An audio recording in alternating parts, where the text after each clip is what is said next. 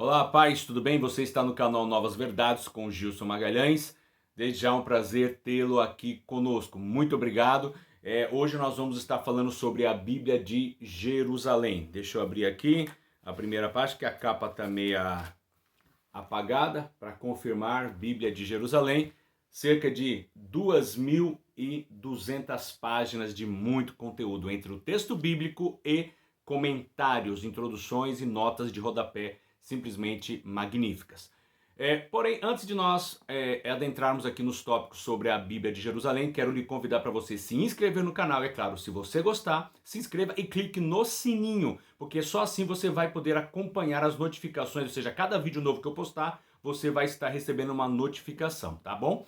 Também, se você achar que esse vídeo pode ser útil para alguém, compartilhe com esta pessoa. De repente, até procurando uma Bíblia de estudo, indica o nosso vídeo lá, nós agradecemos, ok?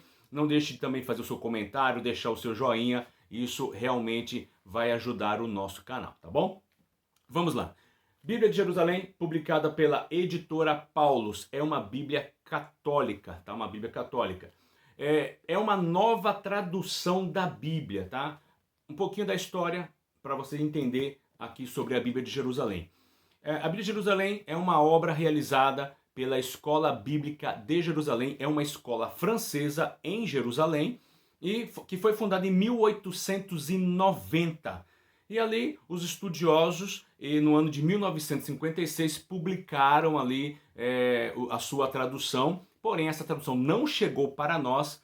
E aí, no decorrer dos anos, eles fizeram uma nova revisão e no ano de 1973, eles publicaram, já agora com o título Bíblia de Jerusalém, em francês. Então é uma tradução feita do hebraico e também do grego para o francês. Então publicaram em francês em 1973 a Bíblia de Jerusalém. E no ano de 1981 essa Bíblia chegou para nós em português. Posteriormente eles fizeram uma nova revisão e aí nessa nova revisão, isso no ano de 1998, fizeram uma nova revisão, foi publicada neste ano e para o português foi publicado no ano de 2002, que é essa que eu tenho aqui em mãos. Então é a nova edição revista e ampliada da Bíblia de Jerusalém, ou seja, com mais comentários, com a introdução mais elaborada. Então é realmente muito boa.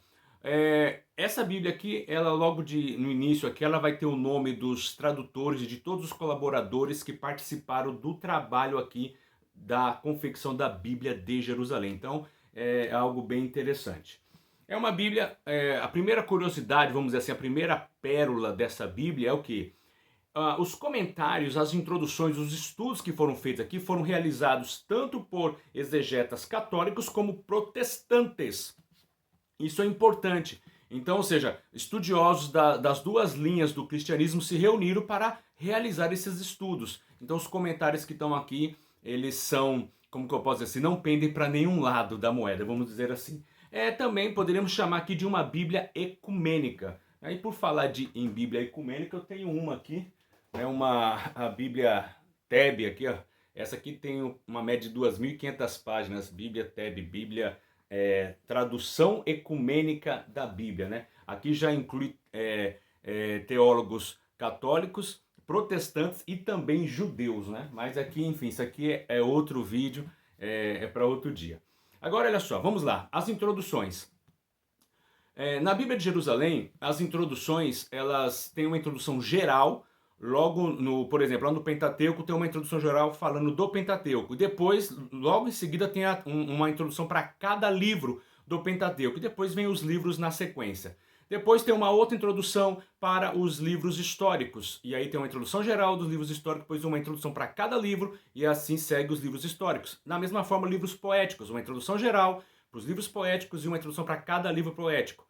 Depois, os livros proféticos, da mesma forma. No Novo Testamento também essa divisão. Primeiro, uma introdução para os livros sinóticos, e aí os livros sinóticos são os 3 primeiros evangelhos, tá? E aí depois vai vir ali uma introdução para cada livro. Aí tem uma introdução específica para o livro de João, tem uma introdução específica para o livro de Atos dos Apóstolos, depois vem uma introdução geral para as cartas de Paulo, e aí também uma introdução para cada carta de Paulo. depois uma introdução para as epístolas gerais, ou chamada também de epístolas universais ou católicas, né, conforme aí o segmento, e também uma introdução para cada livro. E por fim, tem uma introdução para o livro de Hebreus e também uma introdução ali para o livro de Apocalipse. Então a divisão é dessa forma. Então não é antes de cada livro, não é cada introdução. Então as introduções são juntas em uma sequência de livros, mais uma quantidade de introdução e outra sequência de livros. E sobre as notas de rodapé. As notas de rodapé dessa Bíblia são simplesmente magníficas. Eu quero que você entenda que a Bíblia de Jerusalém é uma Bíblia técnica, é uma Bíblia de estudiosos, é uma Bíblia acadêmica, vamos dizer assim. Então, assim, as notas são mais exegéticas. Então, tem uma explicação de cunho mais teológico. Não tem aquela aplicação assim pessoal, não tem aquele comentário bíblico que você vê em algumas Bíblias, por exemplo, de cunho motivacional, não. É simplesmente explicando o que o texto bíblico quer dizer naquela passagem específica. De repente tem um fato histórico ali que vem corroborar para que a gente possa entender o que estava acontecendo naquele contexto. Então, essa Bíblia aqui, a Bíblia de Jerusalém, é considerada uma das melhores Bíblias de estudo, exatamente por causa desses comentários. Então, é tido como um dos melhores comentários, as melhores introduções, né? Então, realmente é uma Bíblia de estudo ótima para você ter em sua biblioteca. Agora, o uso dela no culto. Podemos usar ela no culto ou na missa? Né? Eu lhe digo que não. É uma Bíblia de estudo, é uma Bíblia para você ter em casa. Como eu disse, os seus comentários são mais técnicos. Mas daria para usar? Claro que daria para usar. Normalmente, é claro que uma igreja protestante, evangélica, não vai usar pelo fato de ter os livros ali católicos. E normalmente o pessoal não usa mesmo. Mas se quisesse usar, daria. Mas realmente é uma Bíblia para você ter na sua casa, para você ler, para você poder fazer suas pesquisas por causa, como eu disse, dos comentários aqui técnicos, tá bom? Outra curiosidade aqui, o livro de Salmos. O livro de Salmos, deixa eu abrir um salmo qualquer aqui aleatório, ele vem uma numeração diferenciada. Tem um número normal que nós já estamos habituados na nossa Bíblia e tem, entre parênteses, um número à frente. Deixa eu ver se você consegue ver aqui, ó. Tem aqui Salmo 12, entre parênteses, 11. Quer dizer o quê? Ela está marcando o Salmo nosso e o Salmo 11, que é o Salmo, a numeração original da Bíblia hebraica. Então, na Bíblia hebraica, o que nós temos como Salmo 12 lá é Salmo 11. E assim vai sucessivamente. Quase que eu disparo aqui no trava-língua, né? Sucessivamente em todos os salmos, ou melhor, na maioria dos salmos aqui. Agora, por que tem essa diferença?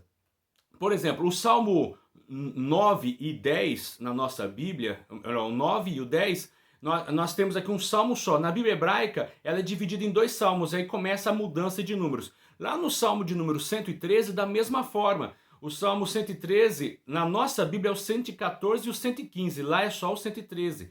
Já o Salmo de número 147, né, da nossa Bíblia, na Bíblia hebraica é o 146 e o 147. No final, vai ficar a mesma quantidade de salmos, 150. Porém, aquela mostra qual é a numeração que está na Bíblia hebraica, na Bíblia, vamos dizer assim, original, e a numeração que está na nossa Bíblia. É claro que essa numeração aqui não foi feita agora, isso é coisa, desde a Septuaginta já foi feita essa mudança na numeração dos salmos, tá bom? Aí aqui, os livros a mais que nós temos aqui, nós temos 7 livros a mais comparados com a Bíblia protestante, ou Bíblia utilizada pela Igreja Evangélica. Esses 7 livros a mais, para a Igreja Católica, são chamados de deuterocanônicos, ou seja, foram canonizados posteriormente no Concílio de Trento, 1550, mais ou menos ali, um concílio que durou ali alguns anos, uma década mais ou menos. Então lá eles oficializaram esses livros, então são aqueles que foram os segundo canonizados ao pé da letra. Porém, a Igreja Protestante os tem como livros apócrifos. E rapidamente, para você entender, aqui dá para fazer um outro vídeo, mas só para você ter uma ideia, esses livros a mais, eles não existem na Bíblia hebraica. O cânon da Bíblia hebraica ele foi realizado no primeiro século da era cristã, logo após ali, a destruição de Jerusalém no ano 70. Então, nesse cânon não existe esses livros. Os próprios judeus não incluíram esses livros. Porém, na tradução, olha, 2 séculos antes, então isso é muito importante frisar, 2 séculos antes da Septuaginta, nessa tradução, a tradução dos 70, esses livros foram acrescentados. E quando Jerônimo fez a tradução, né, para o latim, chamada Vulgata Latina, isso no terceiro século já da era cristã, esses livros também já foram inclusos. Então, por toda a história, né, da Bíblia católica, vamos dizer assim, ou deixa eu corrigir aqui, da cristandade no geral, esses livros fizeram parte. E aí, você me pergunta, o que eu acho desses livros? Eu lhes digo, esses livros são ótimos, são livros históricos, são livros também de provérbios, né, de sabedoria, de entendimento, de vários conselhos. Então pode ler tranquilamente, que não tem nada de assustador, não, nada disso. Porém,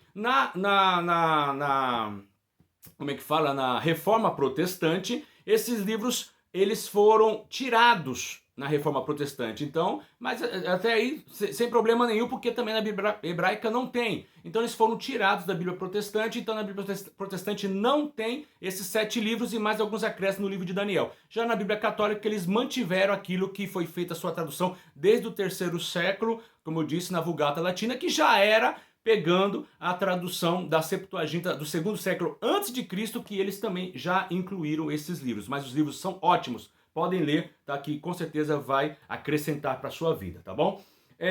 Agora, uma curiosidade, a diferença aqui, apesar que eu acabei já falando da diferença entre as Bíblias, então a Bíblia Católica, a Bíblia Protestante e a Bíblia Hebraica. A Bíblia Hebraica não tem os livros, só para repetir, não tem os livros chamados aqui de apócrifos ou deuterocanônicos, esses 7 livros a mais. Na Bíblia Protestante também não tem. Já na Bíblia Católica tem todos eles. Eu expliquei a história aí para que vocês possam entender. A última curiosidade para a gente encerrar esse vídeo, na Bíblia aqui do Bíblia de Jerusalém, o nome de Deus, o Senhor Deus, ele aparece como Iavé. Então toda vez que está Senhor, está como Iavé, na Bíblia inteira. Iavé é Deus. Você vai sempre ver dessa forma, porque eles acompanham aqui aquilo que está na Bíblia hebraica. É claro que é uma adaptação do tetagrama, tá bom? Enfim, eu acredito que é isso aqui. Alguns comentários básicos aqui para que você possa ter uma ideia da Bíblia de Jerusalém. É uma Bíblia ótima, como eu disse. Pode comprar. Vale a pena ter ela na sua biblioteca. Tá entre as melhores Bíblias de estudo. Eu tenho aqui algumas aqui. Tenho várias Bíblias. Tem aqui Bíblia até arqueológica, eu tenho aqui a Bíblia. Deixa eu pegar aqui o meu pacote aqui. Opa! Aqui a Bíblia arqueológica, tá? Tem bastante Bíblias de estudo aqui. E eu vou lhes dizer uma coisa. Vale a pena você ter para fazer as suas comparações, suas pesquisas, tá? Deus abençoe a todos. Fiquem na paz, no nome de Jesus. E até o próximo vídeo, tá? Um abraço a todos. Tchau, tchau.